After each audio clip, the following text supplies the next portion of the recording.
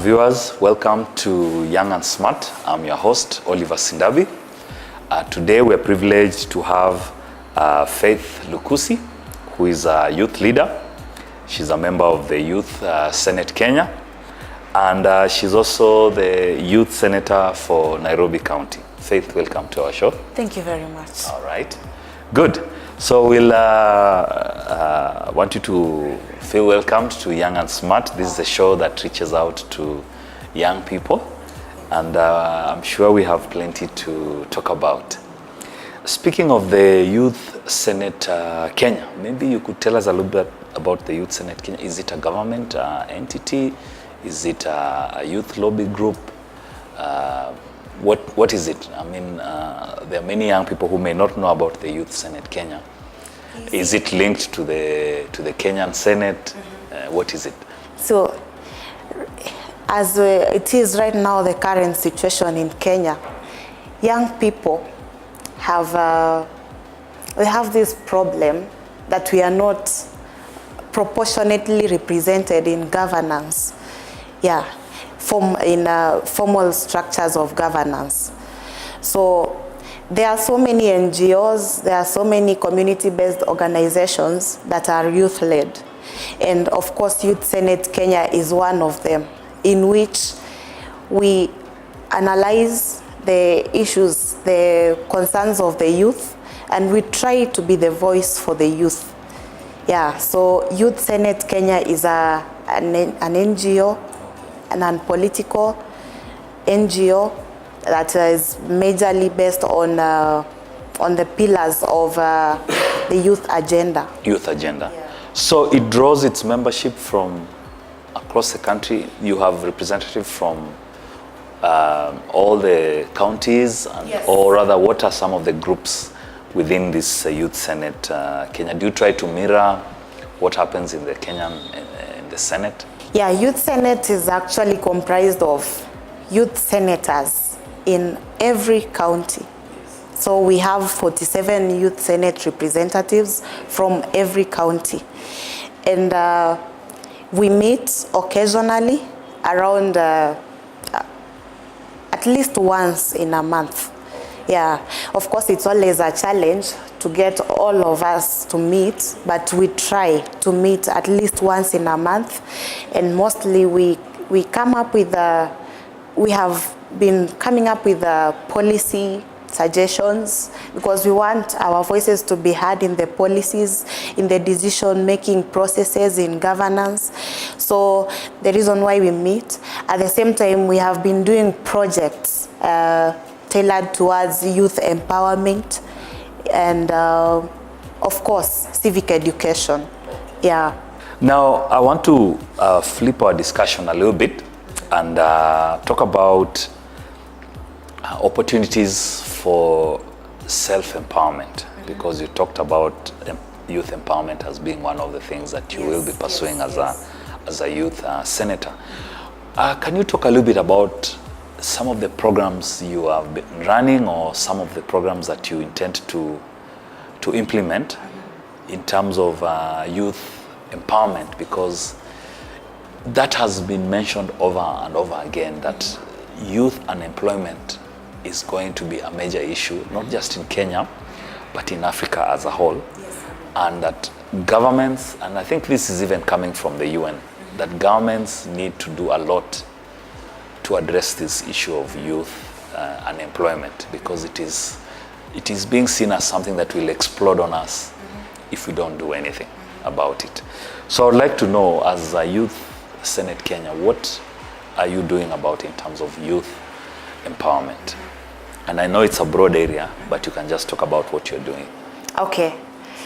Yes, youth empowerment is one of the pillars for Youth Senate. And in our capacity, as I said, of course, we have financial challenges, but in our capacity and a Youth Senate, especially in Youth Senate Nairobi, we have managed, majorly what most of the ward and constituency representatives have been bringing on the table is that there is a very huge number of young people within the ghettos, the slums, and around the matatu terminals, where young people just sit, they eat muguka. Of course, you don't even know where they get that muguka, but there is a very high level of idleness for young people in Nairobi.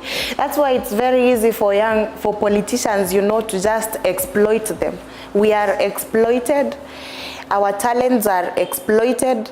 For the young people who have talent, they don't have the platforms to nurture their talent, and there is no platform to even link that talent to local and global clients.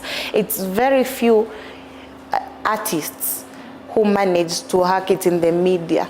Otherwise, most of them remain upcoming for even as long as 15 years, which is a very great challenge, Oliver.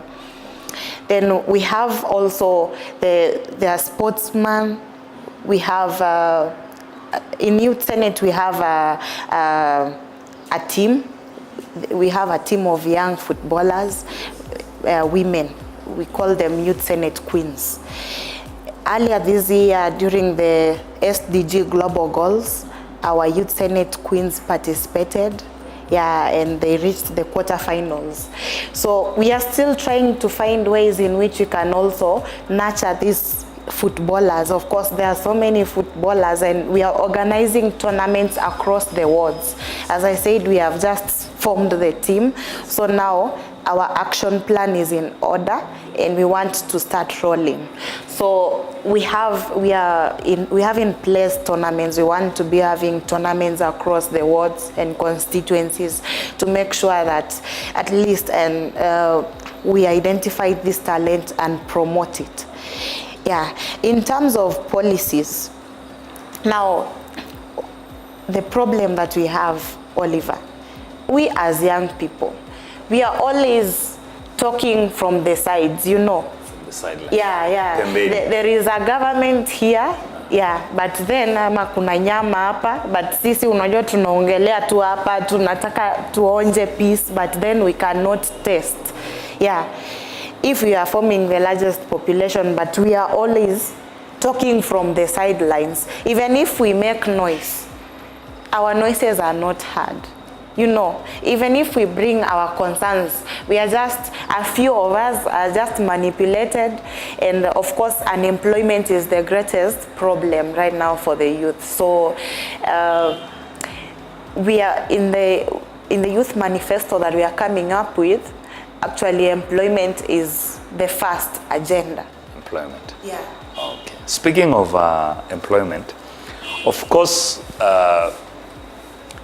as a country, we are not able to generate enough job opportunities for the young people. Mm-hmm. That one is a fact.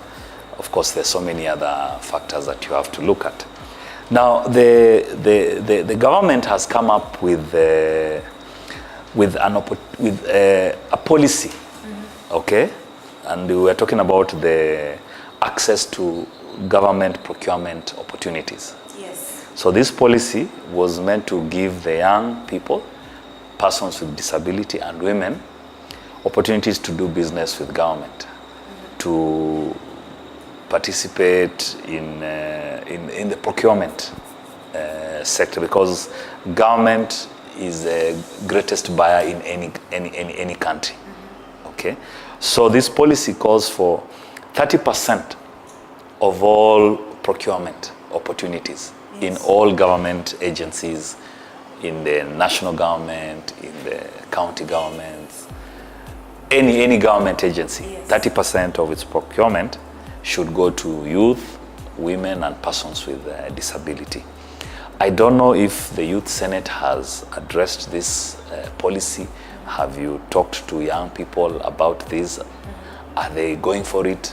Because you also, when you travel, you talk to procurement officers of various government agencies. They will tell you that they are really struggling to meet this 30% requirement by government. Mm-hmm. They say they cannot get these young people to come and apply for tenders. Mm-hmm. And some of them, when they deliver, they don't seem to be doing a good job. Mm-hmm. I don't know if you are talking to to the members, to the Youth Senate, on how they can create awareness amongst our youth so they can pursue these opportunities? Yes, Oliver. Yeah, that is a very important policy that was passed, and we applaud the government for that, because we are guaranteed at least a position. We have our opportunities for procurement opportunities in government. So, and as Youth Senate, of course, our mandate is to promote awareness.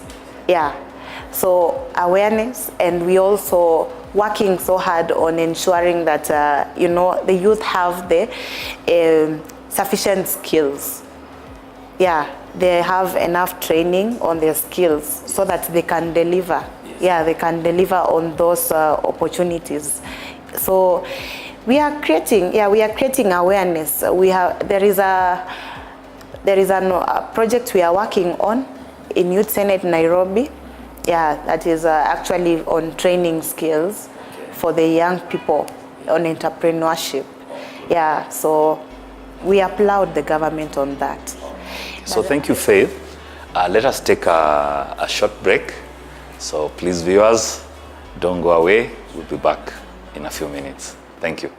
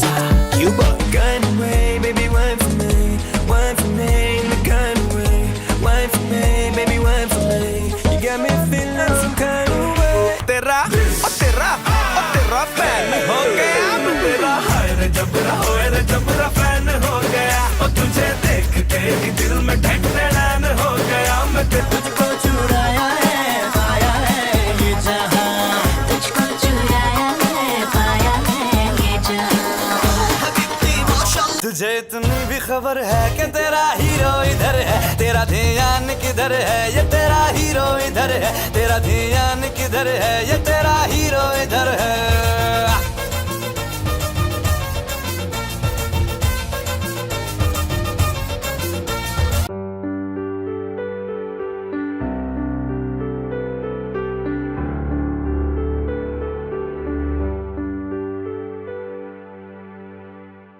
Okay, thank you, viewers. Welcome back to our show. Today we have Faith Lukosi, who is a youth leader.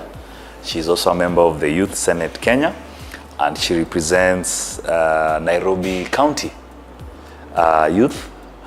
Faith, let's continue. She represents the youth. She's a youth senator for Nairobi County. Many youth will say access to financing. They may apply for the tender, and they even they get the LPO, and they are more than ready to deliver, but access to financing. I don't know if you have established links with some of these financial institutions. I know some banks do have an arrangement with the various government agencies, so that when a youth has won a tender to supply ABCD, they go to the bank, and the bank will finance them.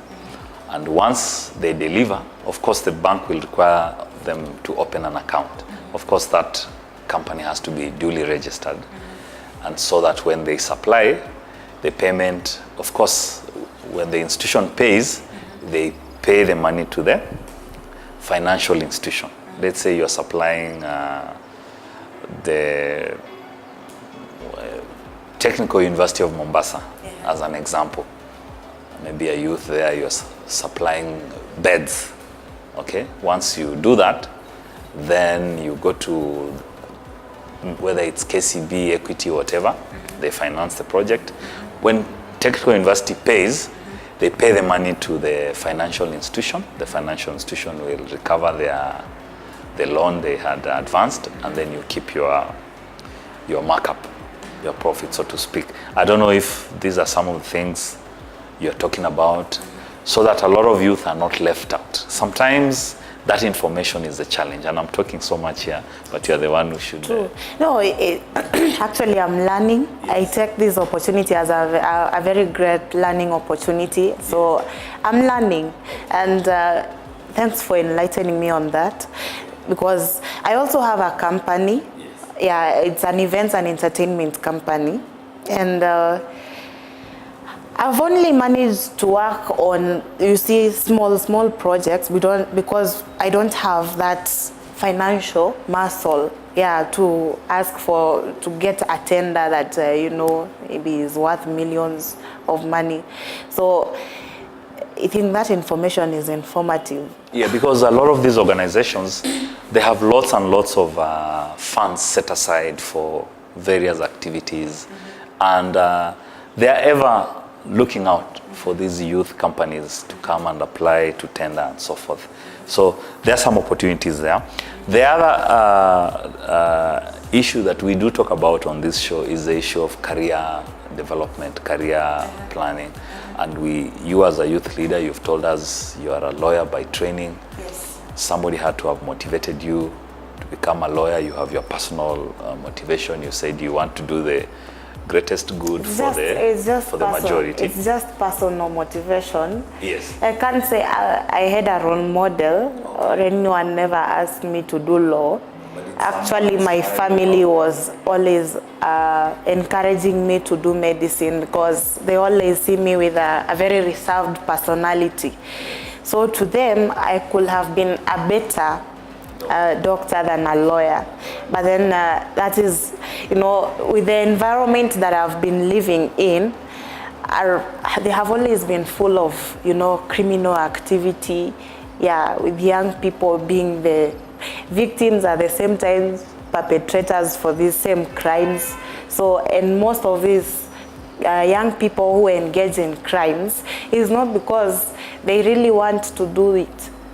Yeah. It's because there are so many other factors that come in play for them to do that. So it's something that is just personal motivation and the environment that I've been brought up that has pushed me into this. And that's interesting, because here we are talking about career choice. Yes. And you have many friends and you know of many young people who have ended up in careers that were not of their choice. But because their parents believed, no, in this family we need a doctor, in this family we need a teacher, I think you can make a very good nurse, or we don't have any engineer in this big family of ours. Yes. And how are you able to overcome that, to be able to face them and tell them, no, I would love to be a doctor, but my desire is to be... No, you just have to be firm. Because many young people struggle with that. I know of a case where this lady, she pursues medicine, and as she's nearing the completion of her course, the dad tells her, you've made us so proud. When you graduate, just tell me what you want, and I'll make sure to give it to you. And when she graduates, she tells the dad, now I want to study law. And because her promise is a debt, the dad says, really? She said, Dad, remember you promised me that when I graduate, I will get that which I will ask for. And therefore, I'm asking for you to pay my tuition so that I may enroll for a degree program in law. Of course, they're coming from a family that is well endowed, so the dad can pay for medicine and then pay for law. But there are those who may just get that one chance. And so I want you to tell them, how are they able to be assertive enough and say, look, yes, you want me to study this, but this is me now. Law is me.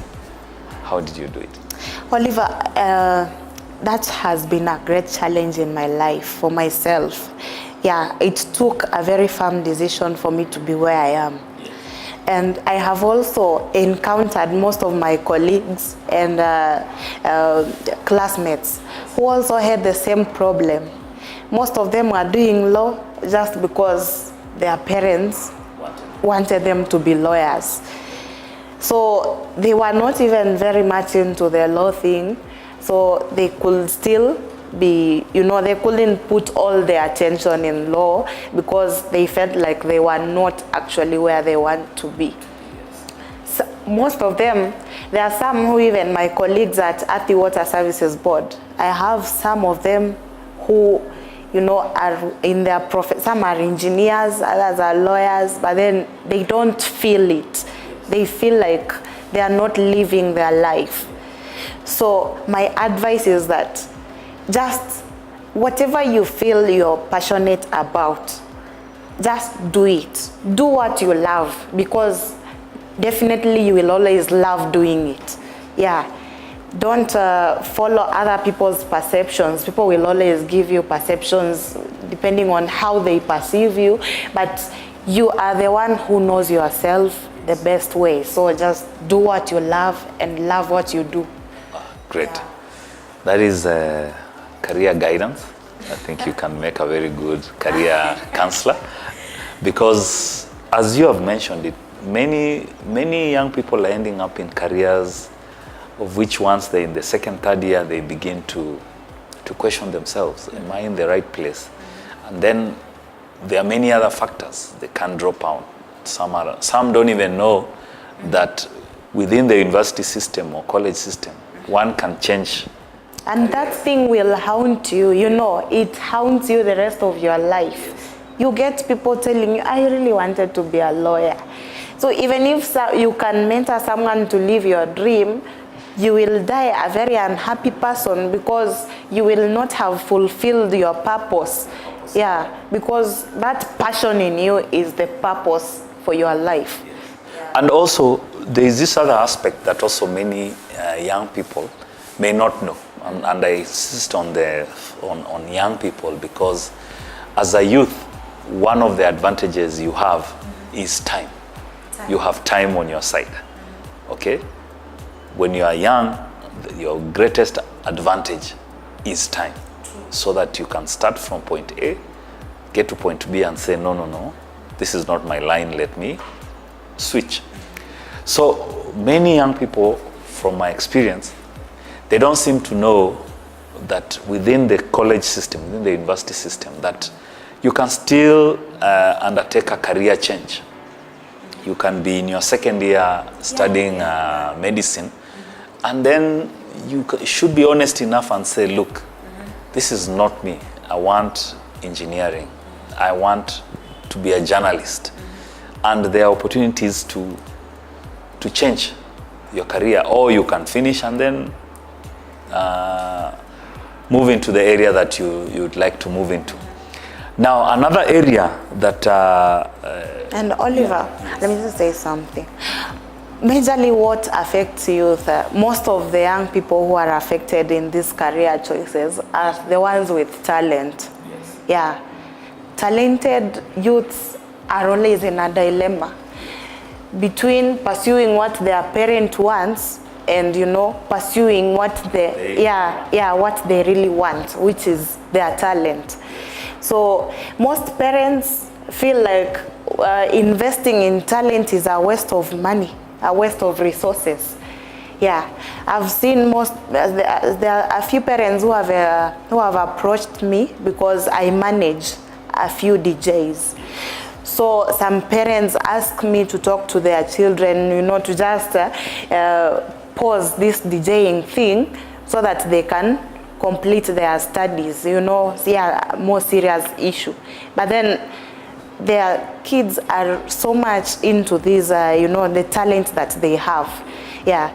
What most parents don't realize is that talent is a very well-paying career, Yeah, if you can really invest in a talent. Yeah. I mean, we have... See, Dennis, the likes of Dennis Oliech, Victor Wanyama, yes, we have Avril, Rabbit. We have, they are doing quite well. Lupita Nyong'o. I think one of the things young people could understand and maybe fashion this is that you can still pursue your education training And the skills that you acquire in college, you can use them to pursue a career that you've always enjoyed.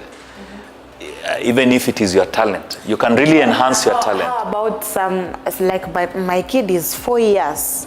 She's a very great singer. Yes. Yeah, she's actually participating in Little Miss Kenya. So should she wait until she finishes her education so that she can use the skills in modeling? No. What I'm saying is that the two can go together. True. Yes. And now it will be incumbent on you as a parent to identify those educational institutions that nurture this talent. You know, like in the higher education system, you have universities that really promote co-curricular activities, yes. Whether it's sports, whether it's the talent search, whether it is drama. I mean, you have the likes of, if you remember, the Nyambanes of this world. They came from Kenyatta University because they have a very good program in terms of performance arts. So it's incumbent upon parents to look for these institutions that do nurture this talent. Because even if you are a great singer, there is the business aspect of your career. There is the business aspect. There is the PR. You have to talk, you have to meet people, you have to go to corporates and so forth. And that, in essence, you will find that you have an edge if you have some kind of education to back up your talent and so forth. Even if you look at Europe and America, they are talented people, they are footballers and they're soccer stars. They still have a minimum education so that they are not taken advantage of by the big companies and so forth. So I think we have really had a good discussion, which has really enriched us.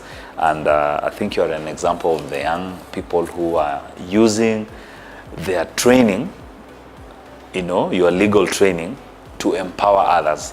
Not necessarily in you know, people, when people think of lawyers, they automatically think of the judiciary and the court system. Yeah. But through your skills in law, you are empowering young people. Yeah, actually I'm assisting.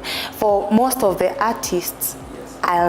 I always I give them legal advice. Yes. I'm very passionate with laws pertaining to entertainment. To entertainment. Yeah. So that is an example, yeah, of you using your background in legal training to empower young people, to tell them, look, somebody has to give you a contract here. Don't just get on stage, sing, and you're given 20,000. Exactly. Let it be on paper. Let it be an agreement. And this 20,000, you also have to think about your future. You know, you can have a problem with your voice and you never sing again. So what are you going to do after that, and so forth? And I think these are the opportunities we talk about on this show, and we want our young people to know that I think there is hope. That being my closing line, I want you to give a parting shot to our young people. Give them some advice. Those talented youth out there, those young leaders out there, you know, say something to them as we end the show. Well, this is an electioneering year, and the elections are just around the corner. Remember that these elections, the upcoming elections, are going to determine what the next government is going to offer us. So make sure you scrutinize all the manifestos for each political party and understand which political party is going to really stand out in terms of protecting and defending your interests as a young person. Don't be used, usichezwe, be a game changer. Okay. Thank you, Faith. We are happy to have had you on our show today. And when we call you again, please make sure you make time for us. Okay. Thank you. Thank you, viewers. This is Young and Smart. We have come to the end of our show today. We hope to see you again next week. Thank you and have a good evening.